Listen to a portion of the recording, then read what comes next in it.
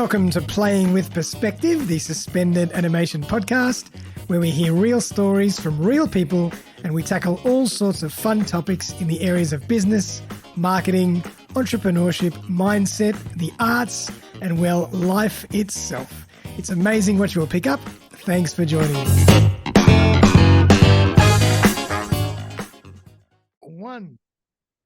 Welcome back, everyone. Another fantastic episode of Playing with Perspective, the suspended animation podcast. It's episode 211, and I have the sensational, high-impact Steve Corney in the house. High impact. I wish you told me that. I wouldn't have dressed the same as you, mate. Like, if I had a jumper on and I changed my hat color, we're the same. We got mistaken at a conference recently. We did. I just caught your presentation. I'm like, that's funny. I'm not on for another hour. But the only difference is it's like Danny DeVito and Arnold Schwarzenegger. You're the tall one and I'm the 5 foot nothing. I don't know how anybody got us confused. But we're still cool, mate. I think that's the moral of the story. We're both cool cats, legends in our lunchbox, so to speak. Absolutely. So the topic for today is customer experience and leveraging your knowledge, a love story. So for everybody who doesn't know Steve, he's a self-proclaimed legend in his own lunchbox who has spent his life helping his clients create meaningful and memorable experiences for their customers and clients. CEO and learning strategist at Learn Awesome, Steve and his global team of digital rock stars work with big and small businesses to create interactive, engaging, and educational training programs. Steve loves to push the limits and constantly challenges the status quo to push for innovation and uplift in his industry.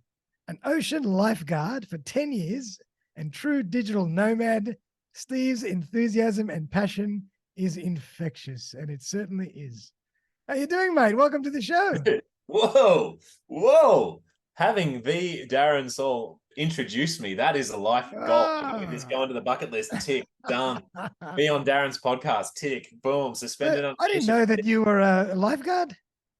Dude, I was a lifeguard for 10 years, as I said, and it was I started my lifeguarding journey because the ocean nearly took my life. God. Instead of getting afraid of the ocean for the rest of my life, I conquered the ocean. So now I'm obsessed with the ocean. It is a beautiful place it must be respected at all times. But if you do respect it and if you go into it knowing that it's stronger and better than you, then you're going to have a great time. I think that's the key. You got to be wise. You can't think that you can overcome nature. No. If you fight it, you've got to go with it. That's the same thing. Like everyone tries to fight against the current. You got to go with the current. And then when it relaxes, that's when you can start to make your move. Yeah. It's beautiful. Love it. Mate, so let's jump in. I mean, we've got lots of stuff to talk about, and I know you've got to bring so much value. But tell us just a bit more about you for everybody who doesn't know you and why you love working in this field. Yeah, so the field that I work in is learning and development. If I had to have a category, it's learning and development, which includes sort of training, facilitation, workshop running, all that sort of stuff. And then there's this massive digital aspect of digital learning, e-learning, online training, course creation, digitizing knowledge, commercializing knowledge. It's so difficult when someone says, what do you do? Because I like doing lots of stuff because I myself am a lifelong learner and a student of the world. So yeah, I mean, in college, I was given a choice by one of my professors in a management lecture. And they said, for maximum influence, folks, you can be the CEO or you can get into learning and development. Now, at the time at college, I didn't want to be the CEO. I just wanted to check out what learning and development was. And what it is it's this opportunity to go into an organization and improve the lives of the employees and the team by boosting their skill set, by giving them knowledge. And the beauty of the role and the beauty of the position that it fills in the corporate world in this case was that you didn't have to know the stuff. Like you didn't have to know how the system worked. You didn't have to be the expert in financial markets. You didn't have to know how the blood machine delivered the blood on the clinical lab's pathology robot. You just had to be able to understand what's the best way to package this knowledge to make it engaging and interactive and educational. And then because of that, I get to learn all sorts of cool stuff every day, man. It's amazing. That's why I love podcasting. You know, every time I speak to someone else, I'm learning something new. It's fantastic. I love it. You get to hang out with cool peeps all the time. Absolutely. And it's the same. It's the same with me. It's an absolute privilege, dude, to be part of this world where I'm getting to collect knowledge and I get to be professionally ignorant too, Daz. Like I get to be I get to be the stupidest person in the room because it's actually to my client's benefit that I ask all the dumb questions, because if I'm asking them, chances are their learners are going to be Absolutely. asking those same questions. So yeah, it means that I'm just constantly being taught stuff. It's Yeah. really I cool. always think, I love the way you said that. I always think of Columbo. He always used to have the art of asking the dumbest questions, but he did it in such a subtle way, but he always Mhm. knew exactly what he was trying to extract. Yeah, And that was brilliant. absolutely. Yeah. Perfect. Love it. So we're going to be talking all about customer experience, leveraging your knowledge.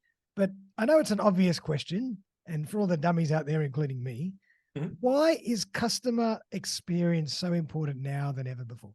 Yeah, now than ever before is the key kicker to this question, because previously, and let me give you the anti version of this at the moment. It's only that statement is only true unless you are a car salesman in Mhm. Australia right now. Yeah. Because if you're a car salesman, you could be the most miserable and deliver the most pitiful experience on earth. And because of the pure economics of supply and demand, you will be able to sell vehicles because there's no supply. Correct. Therefore, demand's high, supply is low. The experience Yeah, that's tolerable is completely elastic, which means you'll settle for absolute substandard that's true. Yeah. experience. Everyone else, however, the statement is that in 2023 and beyond, technology, AI, robots, Skynet, the end of the world is coming. The only thing that we have as individuals, as business owners, as employees, as managers, as companies, is the way that we treat the people that we want to buy our stuff or that we want to become customers or clients. The way that we do that is completely and utterly owned by personal connection that you Yeah. can make, and empathy and relationships and rapport. All of those things are the reason why the cyborgs and the robots haven't been able to take over the world yet. Yeah. Yeah. It's almost like we're going full circle back to the time when digital and technology wasn't here. Can I tell you? Can I tell you today in 2023, the grandparents of now, if they had age back on their side and they delivered the service and experience that they delivered back in the 50s, the Yep. 60s, that they grew up They would be killing expecting, it. Yep. they'd be crushing it, man. Yeah, They would be you're right. absolutely destroying it because it was all built on loyalty, rapport, trust. You'd go into the butcher shop. I remember I'd go into the butcher shop and the butcher would spend like 5 minutes just talking absolute smack to me. And Love he'd it. play this game where he'd be like, "Oh, that's oh, thanks, Karen. My mum, she'd buy all the meat for dinner. Thanks, Karen. That's 1,467 cents. Steve, how many dollars is that?" He'd test me on math. He'd do Oh all my the crazy God. stuff. He'd throw in a few extra chicken nuggets for me, mate. Like it was amazing. But who are you going to go back to? Are you going to go back to the person that rocks your world? Are you going to go back to the person that makes you feel good, that makes you feel understood, that makes you feel heard? Or are you going to go to the first person on Google who you have to chase on the phone and they don't call you back? And it's Yeah. just like, oh, do you really want to work with me? Like, make people fall in love with you, dude. Yeah. That's what it's all about. I love that. It's all about how you make people feel. That's what I always say. Correct. People Correct. remember how you make them feel. They don't always remember what you said, but they remember how they felt when they were with you. Exactly. And it is complete choice. So we had this saying with lifeguarding is it's all about the attitude in which you enter the water, Yeah. which will determine the outcome. So if you go in scared, you're going to be scared. The patient that you're rescuing is going to be scared. Same with customer experience. If you go in and treat your clients and customers like trash, guess what? That's how they're going to feel it. That's how they're going to respond. And that's how they're going to remember you. So you've got a choice. And yeah, for people to develop any skill in this day and age, it's that you should know how to use AI to enhance and make yourself more efficient. Yeah. But if you could double down on a skill right now, it would be communication, rapport building, relationship building, empathy, Yeah. all of the soft skills and the emotional IQ, Yeah. all that stuff. That's the stuff that's going to make you bulletproof and survive the technological apocalypse. Yeah. I 100% That's agree. it. And I was listening to a podcast the other day, and they were almost saying that those skills are not soft skills anymore. They are the crucial skills. That's it. They They're the are only. the skills. Mm-hmm. Yep. Mm-hmm. So true. So, I mean, let's extrapolate further. Let's go. When we want to really build a customer journey, build a customer experience that's memorable, how do we go about that? How can we, there's all this technology out there. AI is doing this, automation is doing that. Yeah. How do we really tap into all this and build a customer journey that's people based? Yeah, 100%. So you talk about customer journey, right? So for those of us playing along at home, and I hope you are, right? I hope you're playing along at home. And I like to make as a lifelong learner and a learning practitioner, I want to make sure you learn something as well. So Daz has already said it, customer journey. All we've got to do is add a word at the end of it, customer journey map. You've got to create a map, like a treasure map. And literally, depending on your business. So eeny, meeny, miny, I'm an accountant. Eeny, meeny, miny, I'm a used car salesman. Eeny, meeny, miny, I'm a pharmacist. It works for any business. It's just going to be, your map is going to be different. But what you're going to do is you're going to draw a circle or a square or a rectangle, whatever identifies your business. And you're going to start with, what's the first point of interaction that your customers have with your business? Now, it may be your website, it may be your social media, it may be the first time that they actually try and make contact with you. So it could be an email, it could be phone, it could be they walk into your shop. So if we look at the retail world, we used to do this in our customer service training back in the day. It's as soon as someone walks in the door, what are you going to do? Are you going to sit on your phone? Because at the moment, you got your little teenagers that are just scrolling through TikTok. You have to actually get their attention. But how do you want to greet the person? Because that's your first point on the map. Then it's like, when they come and purchase. So they might purchase on your website, or they might come up to the counter to purchase. So there's another opportunity for you to create a experience for them. And the experience is what's variable, because at the time, and depending on the business, you're going to drop in the experience that's going to be memorable for that person. And it could be as simple as shaking someone's hand and looking them in the eye and saying, hey, I'm super happy you're here today. Whatever you need, if you have any questions, please let me know. I don't want to pressure you, but I'm over here if you need me. Love it. Love it. Easy. Perfect. Off you go. So these are all, and we call these touch points. These are all touch points. They could be digital, they could be physical, but they're touch points that we all have an opportunity to extract value from and give Absolutely. And create an experience. So we at Learn Awesome, in our customer experience training program that we run, we call these experience creation opportunities, echoes. Right? So you've got all these. So once you map it out and you go, these are all the touch points, whether they be digital, because if they're digital, oh, Steve, you can't do a really human-based experience digitally. If anyone refers me business, so this has happened to me 5 times this week. Someone said, hey, I need you to connect. They've connected me via email because we're part of similar networking groups and stuff. They've connected me via email. I will treat that thing like it is the most precious email on earth. And what I'll do is I'll open up Loom, Loom. If you don't know what Loom is, you're living under a rock and you need to do this. I open up Loom and I screen share the email, or I'll go onto the website of the person that has been referred to me, and I'll go to the about page. I'll find their face just like this is set up, and I'll put my Loom window right next to their face on their website and press record. And I'll be like, hey, Darren, it's Steve here. Jimmy's referred me to you, and I've been told that you're a really cool cat. So I wanted to come onto the website and see, and it's true. Look at this. You're a beautiful individual. I can't wait to catch up with you. This is what we're all about. Here's my calendar link, and I can't wait to talk to you. And then what I do is I use Loom to embed the video into the email, which then plays the first 3 seconds of it in silence. So I'll be waving around, or I'll be pointing at your face, or I'll be like, oh, I love this. And so it goes a long way. And what I find is the first thing that people say is, wow, that was amazing. Like, that's the coolest thing I've ever received. Boom. Experience creation opportunity, number 1. And then I would actually class that in our training as a moment of awesome. So you can do experience, which is, hey, nice to meet you. My name's Steve. If you need anything, let me know. That's a good experience. But a moment of awesome is where you get the wow, that was amazing. I've never been treated like that. I've never experienced anything like that before. So yeah, that's an example of how the people that are thinking, I'm a digital business, I can't do it if I'm doing like automated responses. Yeah, you can absolutely inject the human element into this thing. And if you do, trust me, I guarantee you, if you start doing this, and if you start really caring and putting that into your responses to people, you'll see the results. You'll see the outcome for sure. And you know what? I can take that even one step further. Something that I learned years ago.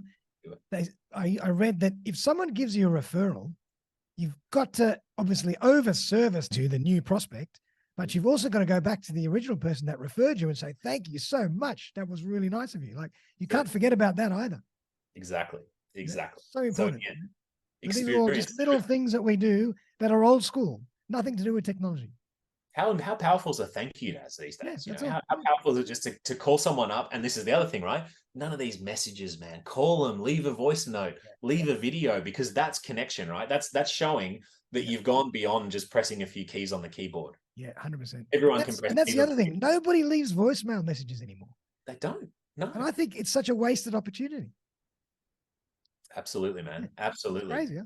Mhm. Awesome. So anything else? How can we expand on this for people that really want to create an incredible experience? Anything else that we Yeah. can, If you really, tips yeah, and tricks? if you really want to dial this up to 11, then what you will do is you will go through your customer journey map and you will look at all of the experience creation opportunities, the echoes or the touch points that you've identified. And then what you will do with you or your team or both is you will identify what can we do at this stage to make a exceptional experience. And that's that maybe there's an opportunity to create that moment of awesome. Is there an opportunity to do a moment of awesome here? If Yeah. not, what can we do as a minimum standard? And then that's the key. You've then got to set that standard across the board and not waver from it. Because think about it. If I go and do that amazing Loom video at the start of our relationship, and then the next week I don't even get back to them for a couple of days, Yeah. ugh, he was just doing it because he wanted to, make me fall in love with him. And then all of a sudden, off you go. But I think the concept of video is really powerful now as well, because it's very easy to get ChatGPT to write your emails for you. It's not very easy to get ChatGPT to present a video to someone That's right. telling you how much you're excited to work with them. So the last 3 or 4 gigs that Learn Awesome has gone and pitched for, we've pitched against the big four: Deloitte, Wow. KPMG, PwC, and Co. Right, and we've beaten them. Wow. The only way that I can defeat these big cats who are 100x bigger than Learn Awesome Yeah. is I can only compete on experience and how I make my prospective clients that I'm pitching to feel. So in my proposal, I had Learn Awesome and insert client here, a love story, and I put a love heart emoji. And the whole proposal was about us dating and then us falling in love and then us getting married and how I would be with them for the rest of That's their life. fantastic. I'd put videos in there. I'd go onto Canva. Now Canva's a beautiful editing tool. It's super simple, but I would go and take backgrounds out of images. So I'd have me, and then I'd go and find the person, the head of people and culture, or I'd go and find the CEO. I'd take their image, and then I'd put us on a beach holding hands, and I'd send that with a love, Steve drawn love heart around it, and I'd put it in the proposal, man. Because at the end of the day, the people that are reading this, they're humans, and they want to know that we can do a good job. Now I'm confident that I can deliver, and I still put the specifics in there so that it's apples and apples when they're Yes. comparing me and the big boys. Yeah. However, it's not apples and apples when they compare the experience, because they're then going to ask, why didn't Deloitte shoot me a nice, cute little love story That's video? right. Or why didn't they rewrite the words to Taylor Swift's love story and put my company name in it? Right. What's the deal? So that's how you probably dial it up to 11. Yeah. But trust me when I say this, and you know this because you're an advocate and you do this yourself. If you just make those experience creation opportunities happen and hold the line and maintain the standard, you're off to the races, mate. That's going to move the needle in your I business. so You'll agree notice with you. But massive. I'm gonna play devil's advocate for a second and say, if I was, I'm prospecting, I'm busy, I've got a lot of stuff going on. If I did this for every single contact or prospect, that's exhausting. And half of these people, as you say, might not even, take it any further. So am I wasting time? Is this too much? Dude, you miss every shot that you don't take, dude. I think that's the answer to that. But at the same time, I would like to challenge it with the energy. If you did 100 of these and you got one back, the energy and the feeling that you would get when they say, wow, that's an amazing experience, that tops up the tank for the rest of those 99 that may not have gone out there. But what it does do is it does set the standard, and it may not be the people that watch my videos, they might not become clients, but they go, whoa, this guy's something else. This guy's a bit out of this world. And now my energy style is very different to yours and very different to someone else's. So you don't have to pretend to be someone that you're not. But at the same time, they might know someone down the track and go, hey, actually, Exactly. I need an accountant. And hang on a second, I got this really awesome video email from an accountant. What's his name? His name was Steve. Yeah, hang on, let me find it. Look at this. Yeah, this guy's going to be perfect for you. And you might end up getting 6 months later, you might end up getting a referral from out of nowhere. And they might reference, I saw a video of you that you sent to Mavis, my neighbor, and she loved it. Exactly. And I was just about to say, that's the magic, is that it generates referrals like nothing else. Oh my gosh. Oh my gosh. It's incredible power for generating referrals. Yeah. Yeah. When you go above and beyond. You just make people feel good, and I think that's what's missing in this world, is that the world of AI, it's become transactional, and we've lost the ability to really connect with people and just take the time to celebrate the beauty of creating the relationship. That's part of the highlight of my life, is that, I could build learning programs, I could run training sessions, but the fun for me is the dance. It's the dating, it's the courtship of, that initial like falling in love. And that's why I refer to it as a love story, because it is. And it's the most exciting thing. Like once you've signed the paperwork, it's not as fun anymore. It's the chase. It's the thrill. That's more fun than anything else. I've got to go into fulfillment. It's like, you've got to do the work. And I also want to touch on one thing that I heard you speak about at a conference that we were both presenting at recently. And I think it was so important, is that was it a 2-minute rule or a 3-minute rule of answering any inquiry? Yes, yeah. So it depends on what research you read, but the research from back in 2011 was 5 minutes. You've got 5 minutes to respond to a lead before your likelihood of them becoming a customer decreases by 400%. So that was 2011. Now, if I add another like 12 or 13 years to that, I can only imagine that time's gotten less, because our attention span has decreased exponentially over the years as well. So yeah, I would say between 2 and 5 minutes, if you're not responding to a lead or acknowledging the receipt of the lead's inquiry, then you're in a lot of trouble, and you're reducing your likelihood of them becoming customers, because it's a competitive world out there, right? Yeah. And you touched on it. Like, you don't have to respond, but you at least have to acknowledge the receipt of the contact or connection or whatever it was, or query.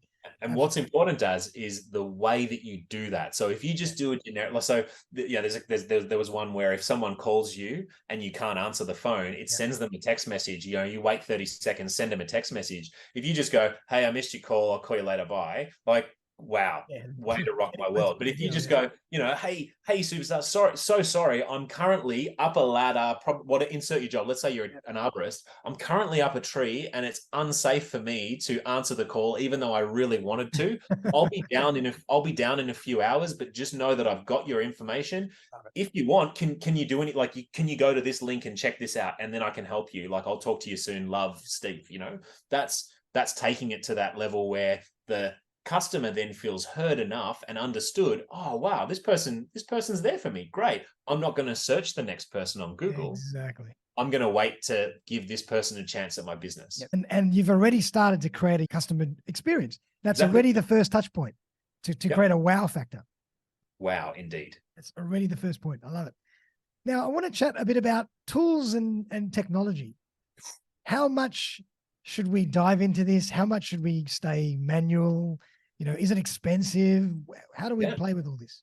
Okay, cool. So if you want to shoot custom videos to your referrals or to your customers, you could do that for $0, because you go to Loom, and Loom only lets you film for 5 minutes, because you're not going to film a 20-minute love story documentary. You're going to do a 2-minute or a 1-minute, like, hey, intro, and away you go. So Loom gives you up to 5 minutes and 25 videos for free. So once you've done like 25, you just start deleting your old ones. You'll never have to pay for screen recording ever. Perfect. Happy days, right? So Loom is a no-brainer. And what I also love is that I get a notification on my phone. Someone's viewed your video. Very cool. I know. So Loom tells me when someone's played it. So if I know that, I can then follow up and go, "Hey, I saw you played the video. What'd you think?" Yeah. You can get really clever and leave Easter eggs in there. So, hey, I know you might not watch this video, but if you do, and you mention the word, unicorn, something magical will happen. And then you just wait when you get in touch with them next. And if they say the word unicorn, you're like, "Oh, watch the video. Oh my God, that's so heartwarming for me. Here's like a discount or something." That's great. I love it. So yeah, Loom, 100,000%. Loom for sure. Zoom, dude. Zoom is amazing. Oh my gosh. Everyone's like, I'm Zoom fatigued. And this is another thing that I get on my high horse about, is like, oh, Zoom fatigue, oh, digital, where. It's not Zoom's fault. You're a shit facilitator. Get better. Like, that's fundamentally, I'm so sorry, but that's the reality. If you're getting people say that I don't like digital because it's not engaging, it's your fault as the deliverer of that session, because never in my life have I had access to more stuff that I can engage people with. Like, I could run a quiz now if I wanted to. I could share a screen. I could do collaboration sessions on a whiteboard. I could do an infinite amount of tasks. You can send people to breakout rooms. It's amazing what you can do with them. And a global audience, dude. Yeah. A global audience. I presented in the UK. I was in the UK at midnight last night, presenting to a whole bunch of kids in the UK and in the US on the East Coast. You can't do that in the real world. I couldn't have done that and bounced back to Australia live to be on the podcast with you, mate, because this was my important one today. This has been like protected all week. Like, get out of my way. I'm hanging out with Daz no matter Love what. it, man. You're the best.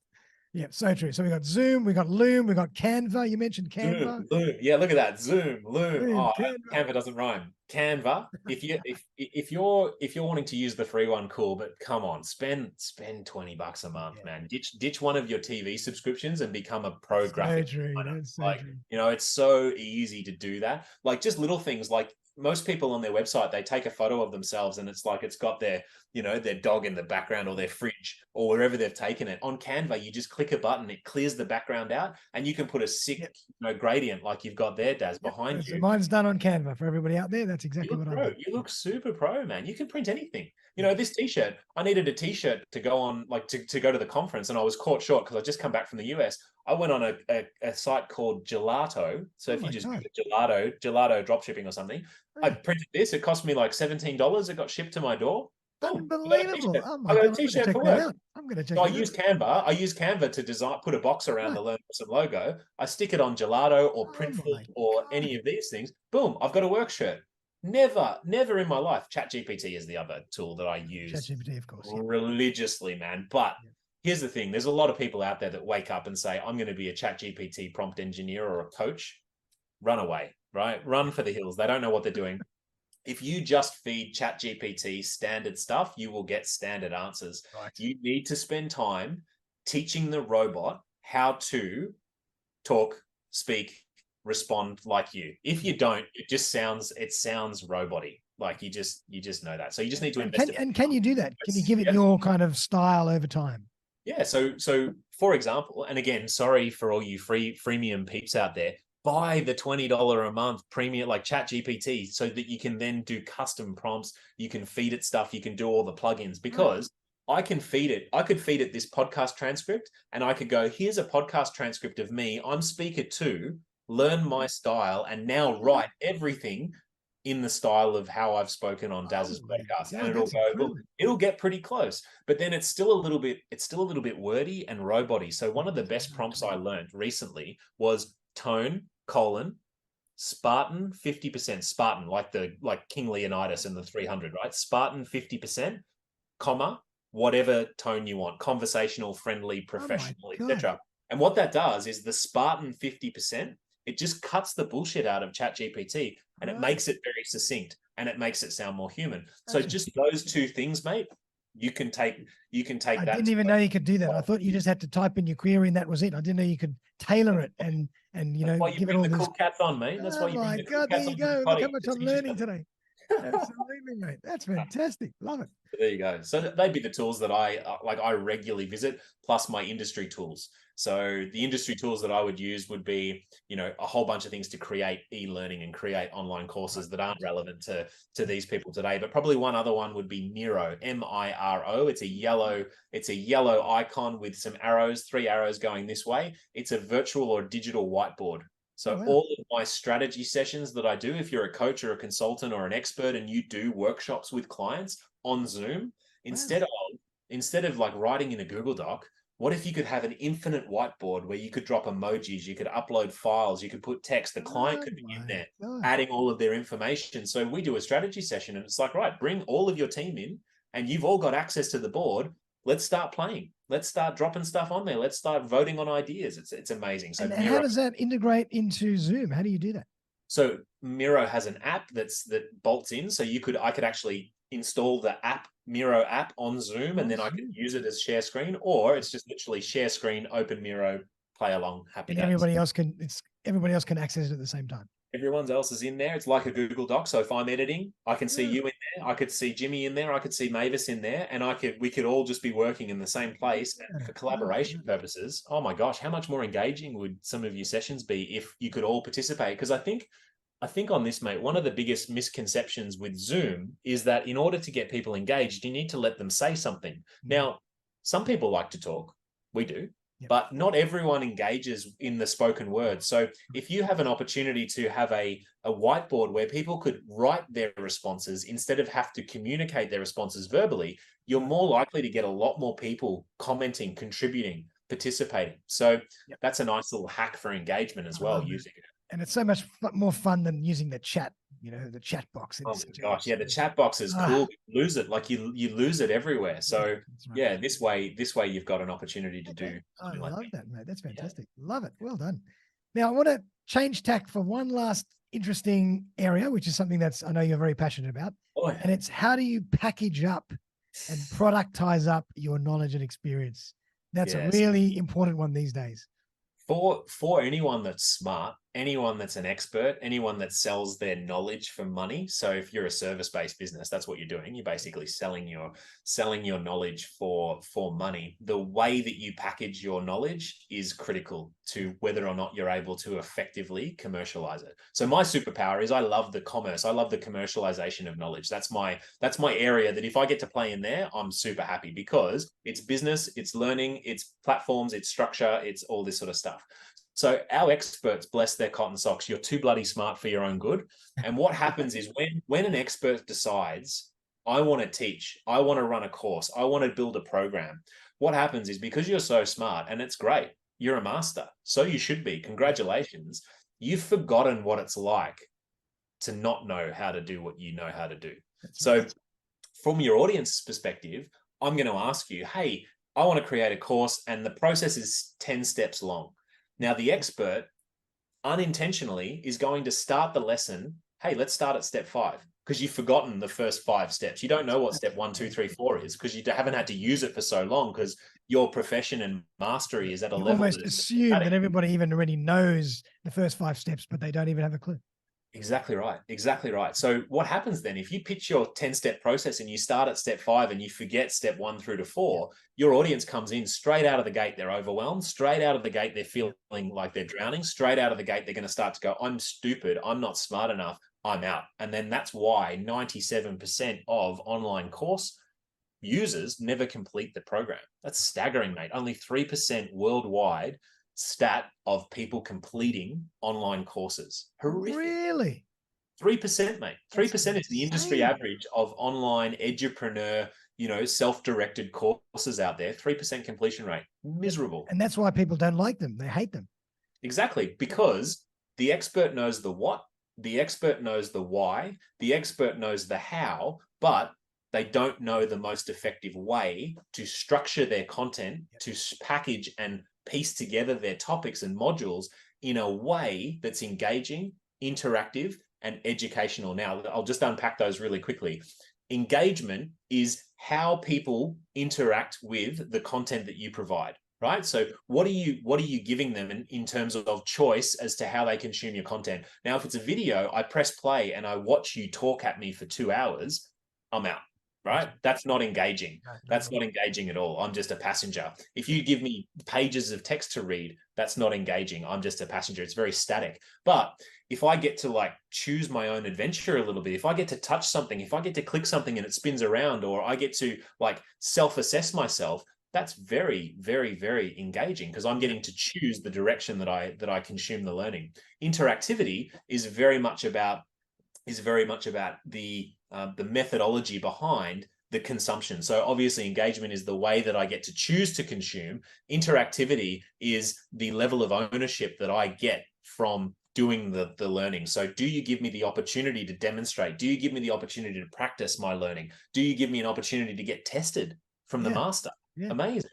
And then obviously education is the transference of knowledge. So if you, on your sales page of your course, if you say by the end of this course, you will A, B, C, D, and then at the end of the course, I ask you, hey, do you know how to do A, B, C, D? If the answer is no, it's not the learner's fault, it's your fault. And we see a lot of disconnect between this is what we promise, this is what you've now got. Oh, it's your fault. You're stupid, learner. You didn't read the content right. It's actually not the case. The chances are you started at step 5 and forgot the first four steps. So I'd say that would be the biggest thing in terms of experts getting into commercializing their knowledge, is making sure that you lay a really solid foundation of what you're actually teaching, why is it important, how do you actually do it, and then really focus on the way that you package that information up.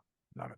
And I suppose the other thing as well is to offer different packages. So some people, everybody likes choice, and not everybody wants the same level of depth. So you might have package A, which is a little cheaper. You might have package B, or you have package C, which is platinum. Absolutely. All this kind of stuff. Yeah. 100%. And I think the notion of more is not necessarily better. So in marketing, and this is why the edupreneur space, so this is different to the corporate training and development space. Edupreneur is basically the online course creator space. I have an idea, I want to make a course. It was built by marketers. So marketers have gone, oh, if I dazzle you with the fact that I've got 40 hours of content and 4 million videos that you can watch, that gives the perception of value. But all it does is it just overwhelms you, because the most effective training is the training that delivers a transformation for the learner. Now, that transformation shouldn't take 4 hours, 40 hours, 400 hours, 3 years like a university degree. In this space, if you can deliver it in a really short period of time, you'll build you'll build you'll build trust. But then what you'll also get is the secret one, which is respect. You'll get your audience respecting you and saying, thank you so much, Darren, for teaching me this really useful piece of the puzzle. What have you got next? And that's where having more courses instead of one massive course is your option. So to your point, having a lot of variety to meet your learners where they're at, absolutely. Because these days, like, there's so much noise out there. There's so much information. We need to simplify things. It's too easy to get overwhelmed. I hate choice. Don't give me 10, give me 1 or 2. I'm happy. I don't want 10. I think too, I was reading some Japanese philosophy, and the Japanese have got it dialed in, man. They've got some cool stuff. They've got cool cartoons. They've got cool food. They've got cool history. Yeah.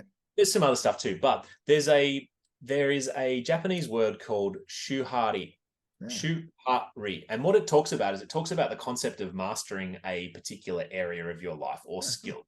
And so what it talks about is it's 3 things, shu. So when you're in the shu phase of your quest for mastery, you do everything that the master tells you. You copy it word for word, step by step, process by process. You're not allowed to think. You just literally follow the guide of your master, and that's all you. The Karate Kid: wax on, wax off. Exactly wax right. On, right? wax So off. That's it. Karate Kid 1, Daniel-san, wax on, wax off. He's learning the Miyagi way of karate for defense only. Then you've got the ha part of shuhari. So ha is where you've now done your muscle memory. You now know Daniel-san can fight, Johnny in the All Valley tournament. I love that we're doing this analogy, mate. This is beautiful.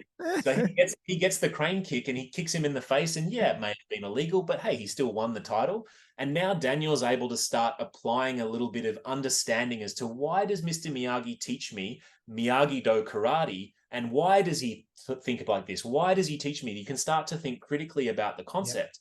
And then finally, the ri is where you're now recognized as a master. And in Karate Kid 3, when there was Terry Silver and he was trying to corrupt Daniel, Miyagi said, hey, I can only take you so far. You've learned everything that you need to learn from me from a foundational level. It's time for you to make your own branch of Miyagi-Do karate and the Daniel LaRusso version of. I think that's a real beautiful, beautiful way to look at mastering concepts.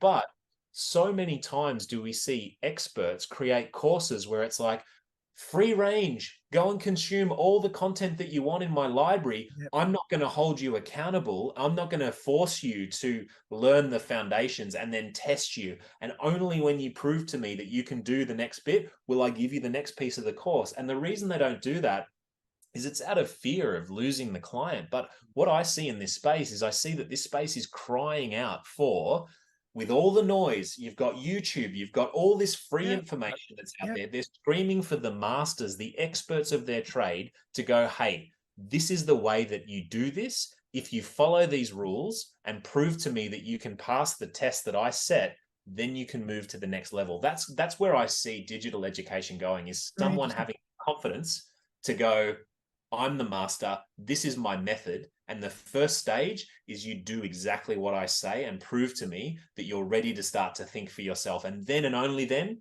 will I allow you to progress. And that takes that R word. It takes respect. If you respect your master, and the martial arts is a beautiful representation of this. You respect your sensei, you will do whatever they say until you get to a point where you're given your black belt, and then your next journey is commencing. It's just beautiful. And then as you say, like, there might be a point in that journey where you will have an opportunity to ask questions and discuss and conceptualize after you've done the first step. Yeah, but technology is to blame, I think, Daz, because I think in this world, it's instant gratification. We're so used to being able to get what we want Yeah, very yeah, quickly. Now, I remember back in the day, because we were about the same, we were from the same same era, age. Yep. where if you get a high school or a primary school assignment, like go and learn about the gorillas of Africa. Yeah. I don't even know if there are gorillas in Africa, but let's maybe elephants. Let's go elephants in Africa. Fair And enough. what did you have to do? You couldn't just Google it. You go to You the had to go to encyclopedia. Encyclopedia Britannica, right? Of And course. then you'd read like 6 pages and it's like, oh, go to volume 27. Shit, I need another book. Yep. Mum, what do you know about elephants in Africa? Oh, I don't know. Ask your uncle. He went to Africa once. Yep. Oh, hey, Uncle Jim, what do you think? So all of a sudden, like we were originally taught to Yep. go and piece together all of this stuff. But then all of a sudden the Google comes along, Dr. Google, and it's like, here it is whenever I want it. Oh, how do I do this? And we just get this surface level knowledge of lots of stuff, which means we become masters of nothing. That's true. Like that's where all those trades have gone, like all those beautiful artisan trades from Europe, those medieval trades where you would start off as an apprentice, then you would become a journeyman, Yep. then you become a master. They were set up that way for a reason, because it was like staunched in tradition and respect and process. Yeah. And you weren't allowed to progress until you could prove yourself. You didn't just get to progress because you thought you deserved to. Yeah. It's you haven't passed the test, bro. Yep. Go back and do your work and come and see me when you're there. And I think that's the, oh man, I can't so wait to cool. see some of the courses that come out that do that. That's gonna change the world for That's sure. a real game changer. That's going to be a really, really different experience, I would say. I love it. Absolutely. Great. I love it. That's been amazing. But I want to give everybody a bit more info into how you work and what you do so people can find you. Dude, so Tell us, what do you do? Learn Awesome helps companies, right? So Learn Awesome, if you're a company and you want to train your staff, if you want to capture your company's knowledge so that it lives eternally without being reliant on a single human, cool, we can absolutely help you. So there's a section soon. I'm redoing the website, Daz. So by the time hopefully this episode airs, we might have the website finished. But if not, we help companies do that. We help experts digitize, commercialize, and build out their ecosystem of expertise. So we help you with the business of learning, the business of knowledge. So that might be that you have a course and you want to get it fixed. You have a program, you need a platform, or you're just starting out. We've got something to help the experts of the world have maximum reach and impact by putting their knowledge in the right way and in the hands of the people who need to hear what you have to say. Love it. That's awesome. And if people want to find you, just learnawesome.com.au or learnawesome.com.au, but come and find me on LinkedIn. I think my LinkedIn is linkedin.com/in/this is Steve Corney, because there's only one of me. I've got a Batman mask on in my LinkedIn profile photo, just so that I could hide from society and just keep my identity secret. And I love LinkedIn. LinkedIn's my vehicle. You'll see a lot of my opinions and thoughts on that platform. So yeah, I'd welcome anyone to come and have a chat. I'm always happy to have a discovery or a strategy call just to point you in the right direction, because at the end of the day, whether you use Learn Awesome services or not, what we do is not difficult. We're just very good at doing it in a quick and efficient and very, very, hopefully they've seen through this episode, we take a very creative and really well-versed approach to how we go about working with our clients. And we have a lot of fun as well. Absolutely. Right? And I was about to say, man, I've had so much fun this episode. You know, it's been so engaging, but it's also been incredibly insightful and really simple. And you have a gift when it comes to communicating complex concepts in a very simple and easy, digestible way. And I think that's really fantastic. No, I really appreciate it, Daz. And again, thank you to you for being able to create a vehicle for all these cool cats to come and share their knowledge and expertise, because I think, again, that's where the legacy of this beautiful world is, right? Is that all these things are being recorded, all this knowledge is going to go somewhere. And I'm just fortunate that it's going to be saved today and put up in the world for everyone to consume should they wish. You bet. Absolutely. So everybody, I hope you enjoyed that as much as I did. We're going to put all the links up in the show notes to find Steve, work with Steve with Learn Awesome and Steve Awesome. And I think he'd be a fantastic person to work with. I've seen him speak myself. He really knows his stuff, and he's a really, really cool guy as well. But I always give my audience the last word, or the last few words in your case. Anything you'd like to leave us with? Just hold people to account and be the expert that you can be. And as Daz said, mastery, in my definition of the word, is the ability to take your concept and expertise and strip it down to its most simplest form. If you can do that, you are a true master in my eyes. So I wish everyone all the best, and thanks for lending me your ears or your eyes or both for this. I really appreciate it. Fantastic. Well, Steve, thanks again, man. I really enjoyed that. Everyone out there, we'll see you very, very soon for another episode of Playing with Perspective, the Suspended Animation Podcast. Bye for now. See you guys.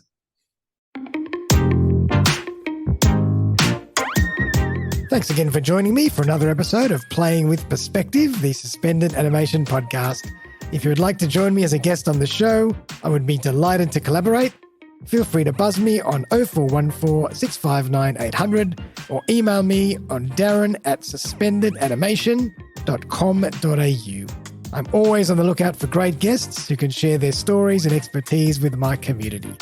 Also, if you have been thinking about putting your own podcast together and not sure where to begin, look no further. I run a really simple 3-part podcasting course, one-on-one with me, where I walk you through the entire podcasting journey. You'll end up with a fantastic new podcast to start sharing right away. Feel free to get in touch to discuss further. But for now, though, have a fantastic day, and I'll see you next time.